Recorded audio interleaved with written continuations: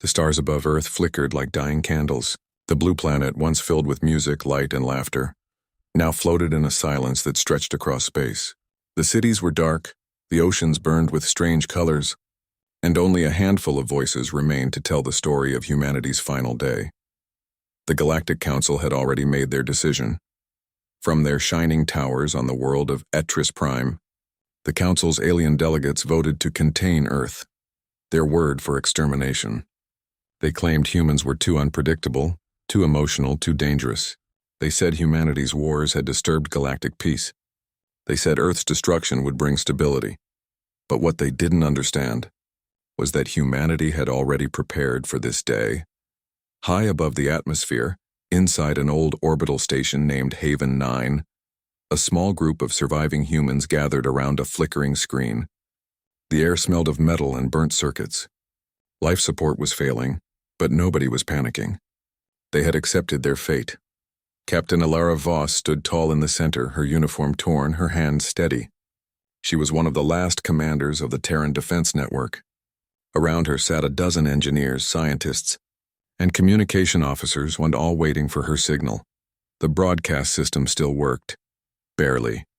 A soft hum filled the room as power flickered through the cables. Alara looked at the cracked lens of the camera. "Are we live?" she asked. "Almost, Captain," replied Lieutenant Kale, typing quickly on a holographic pad. "Signal is weak but stable. We can reach the galactic relay for about 10 minutes. 10 minutes, Alara repeated quietly. That's all we need. She took a deep breath. Her voice would be the last sound Earth ever sent into the galaxy. The screen flickered on across hundreds of alien worlds. In the council chambers, ambassadors of 100 species turned as the broadcast signal broke through their secured channels. The image was grainy, but the face of a human woman appeared, dirty, bruised, but calm. "Attention." "Galactic Council," Alara began. Her voice was steady, her eyes filled with tired strength. "This is Captain Alara Voss, Terran Defense Command. You've won. Earth is gone. The surface burns and our cities are dust." Across the galaxy, aliens watched. Some sneered. Others looked uneasy. Alara continued, her tone sharper. "You called us dangerous. You said humanity could not be trusted with power, that we were too emotional, too violent, too human, so you decided to remove us from the stars." She leaned closer to the camera and her voice grew colder. "But you made one mistake." On Etris Prime, Counselor Vereen, a tall silver-skinned being, watched the feed with growing concern. "This transmission should have been blocked," he hissed. "How are they broadcasting through our network?" No one answered. The humans had done something no one expected. Again, Alara's voice grew stronger as she spoke, her crew silent behind her. "You think we were a primitive species crawling out of our gravity well, playing with weapons we didn't understand? But you never asked how we survived our own wars. You never asked what we built in secret." Kale looked up from his console. "Captain, they're trying to cut the feed. Let them try," Alara replied. "Keep it running as long as you can." She turned back to the camera. "Before you attacked us, before your fleets arrived in orbit, we activated something beneath the surface of our planet. A network buried deep under the crust. It's not a weapon you can see or shoot down. It's something older, something we never used. Until today." Her lips curved into the faintest smile. "We called it Project Mirror." The aliens watching across the galaxy whispered among themselves. No records mentioned any Project Mirror. The name itself sounded too human, too poetic and mysterious. "What is this?" Counselor Vereen demanded. "Bluffing!" "They're bluffing." But Alara continued, her voice like a slow drumbeat of defiance. "When your fleets bombed our cities, you thought you erased our world. What you really did was light the fuse. Project Mirror was designed to reflect, not light, not energy, but intention. The more violence directed at Earth, the stronger it becomes." Kyle's eyes widened as he checked his readings. "Captain, the mirror signal is spreading. It's reaching the outer satellites." Alara nodded. "Then it's working." The transmission camera trembled slightly as Haven 9 shook. The Earth below cracked, glowing like molten glass. From orbit, it looked like the planet was waking up. In the council chambers, screens showed strange readings, gravitational waves, electromagnetic distortions, and a pulse that seemed to echo every act of aggression the council had ever made. The pulse was spreading, faster than light, jumping from one communication relay to another. Ilara's face flickered on every alien screen in the galaxy. Her words carried through the stars. You wanted to end humanity because we made you afraid. Because we fought back. Because we refused to kneel. But you never understood fear is not our weakness. It's what made us strong. Kale's voice was shaky now. Captain, the mirror field. It's reaching the galactic core. It's amplifying every military signal it touches. Ilara kept her gaze steady on the camera. We learned from you. From your wars. From your betrayal. Every time someone tried to control us, we adapted. We endured. And now, even as we die, we make sure the galaxy remembers. A sudden explosion rocked the station. Dust rained from the ceiling, alarms wailed. The crew stumbled, but no one ran. No one screamed. They all knew this was the end. Ilara held onto the railing, her voice cutting through the chaos. You thought you were saving the galaxy from humanity. But in truth, she paused, staring straight into the lens. You've doomed yourselves. The transmission cut abruptly. The last image frozen on every alien world was Ilara's face. Calm, fearless, and surrounded by fire. For a few seconds, the galaxy was silent. Then, the effects began. The mirror field expanded across the stars, invisible but unstoppable. Wherever a ship's weapon systems powered up, they overloaded. Fleets preparing for war suddenly tore themselves apart. Energy shields collapsed, reactors imploded, and military outposts vanished in blinding flashes. No one understood how. The laws of physics themselves seemed to twist around the strange energy pulsing from the dead Earth. Within hours, chaos spread. Empires fell silent. Armies went dark. And deep in the ruins of the Sol system, the shattered remains of Haven 9 drifted through glowing debris. Inside what was left of the station, only Kale was still alive. The cabin was cold, the lights dying. He floated near the control panel, blood trickling from a wound on his forehead. Staring at the blue marble that once was Earth, he whispered softly, "She did it." In the distance, fragments of ships glittered like ashes. The mirror field's pulse was slowing, stabilizing into a faint hum, almost like a heartbeat. Kale smiled weakly. Humanity's last message delivered. He reached toward the cracked broadcast console and pressed one final command, a repeating signal that would echo through space forever. The words appeared on the screen, looping endlessly in dozens of alien languages. This was our home. You feared us. You destroyed us. But in doing so, you have doomed yourselves. On Etris Prime, the Galactic Council sat in silence. Screens were dead, communication relays offline. Their fleets, once mighty, were gone. Counselor Vereen stared at the darkness spreading across the stars. What have they done? He whispered. No one answered. For the first time in galactic history, the Council felt what humans had felt for centuries. Fear of the unknown. And somewhere beyond the ashes of Earth, something stirred in the void, and a signal, faint but persistent, repeating across the stars. It was humanity's voice, and it was not done yet. The galaxy was quiet. Too quiet. Where there had once been endless chatter across star systems, now there was only static. The great fleets of the Galactic Council were gone, erased by the very energy they had unleashed upon Earth. The mirror field still pulsed faintly across the stars, like a heartbeat that refused to fade. And yet, in the darkness, something moved. The Council's desperation on the capital world Etris Prime, panic had replaced order. The once mighty council chambers and marble floors, floating lights, golden emblems, were now filled with frightened voices. Counselor Vereen, the same silver-skinned being who had mocked the humans, now stood trembling before a dim holographic map. What remains of our fleets? He demanded. An aide bowed his head. 3%, Counselor. The rest are gone. Systems melted, reactors detonated. It's as if their ships turned against themselves. Vereen's jaw clenched. And the source? The pulse comes from the Sol system, another replied. Earth is glowing. Whatever they called the mirror, it's still active. Vereen slammed a hand against the console. How could a dying species do this to us? A soft voice answered from behind him. Because you never listened. All heads turned. A small holographic recording had appeared on the central dais. A ghostly projection of Captain Ilara Voss, the woman from the broadcast. Her final message had somehow embedded itself inside every council database. No one could delete it. Her calm voice echoed through the chamber. You cannot erase what you do not understand. Humanity's strength was never in our weapons. It was in our will. The recording faded. Silence filled the air. Green shivered. Find that signal, he ordered. End it, or we all perish.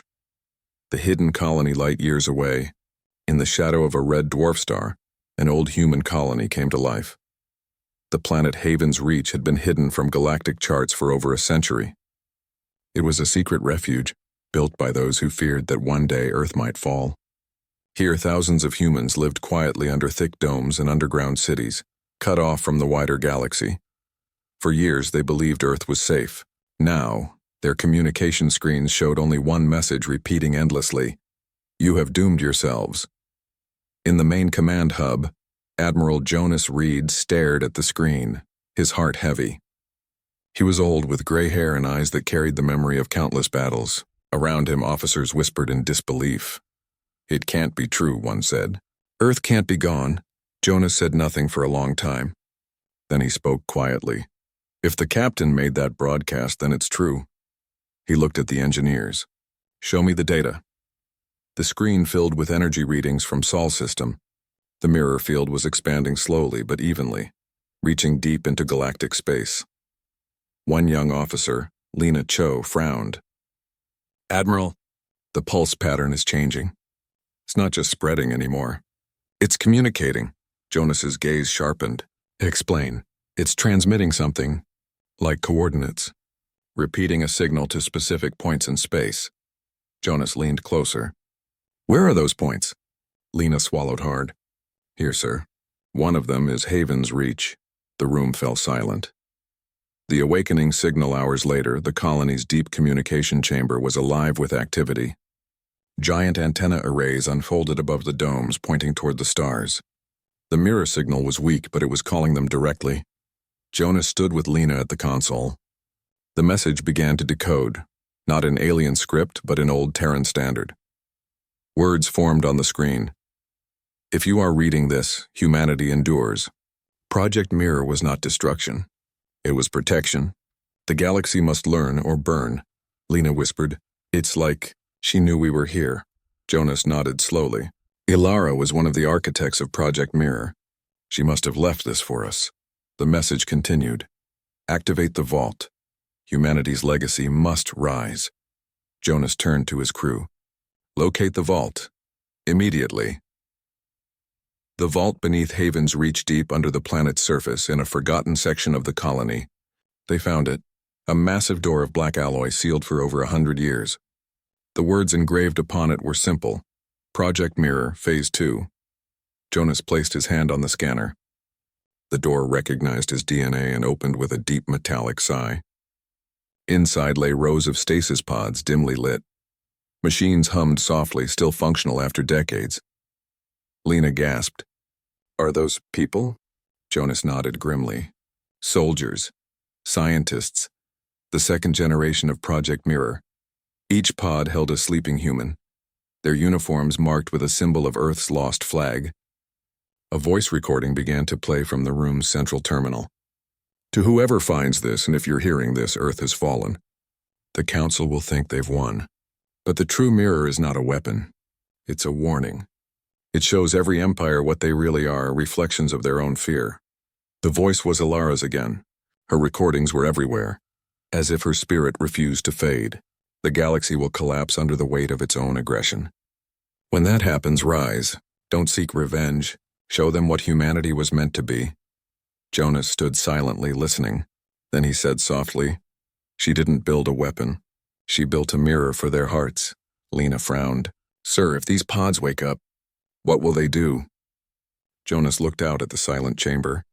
They'll remind the galaxy what it means to fight for life, not destruction. Collapse of the Council. Meanwhile, chaos consumed Etris Prime. Entire cities went dark as the mirror field caused power surges across the planet. Council ships exploded midair, their reactors folding in on themselves. Breen stood on a balcony, watching as the sky burned with falling debris. It's the end, he muttered. An aide approached, trembling. Sir, there is another broadcast. The sky above them shimmered, and suddenly the stars filled with a familiar face. Ilara Voss. her image flickering like a ghost across the heavens. Her voice was calm, echoing through every speaker, every communicator, every open frequency. You once called humanity dangerous. You feared our strength, our passion, our unity. You believed removing us would bring peace. But peace cannot exist where fear rules. Her holographic eyes seemed to look into every living soul in the galaxy. You doomed yourselves, not because you destroyed us, but because you never understood us. We were not your enemies. We were your reflection. Fareen fell to his knees, staring up. "Stop this, please." The hologram paused for a moment, then simply said, "Learn or vanish." The sky went black again. The return of humanity. Back on Haven's Reach, the vault's systems came alive. The stasis pods opened one by one, releasing streams of cold vapor. The new humans, descendants of Earth's greatest minds and warriors, awoke, confused but alert. Jonas addressed them with a firm, calm voice. "Welcome back to the galaxy. Earth is gone, but its spirit lives through us." One of the awakened, a tall woman named Rhea Solon, stepped forward. "What's our mission, Admiral?" Jonas looked up at the holographic image of Alara that appeared once more in the vault. "To rebuild. To remind the stars who we were, and what we can become." Outside the colony, human ships began to rise from their hidden docks, old designs upgraded with new technology. The vessels gleamed with white and silver plating, bearing the mark of Earth's blue symbol. For the first time in generations, humanity's engines roared again. The Mirror's gift weeks later, reports spread across the surviving systems. The mirror field had stopped expanding, but its energy now acted like a stabilizer. Planets once ravaged by war began to heal. Radiation vanished.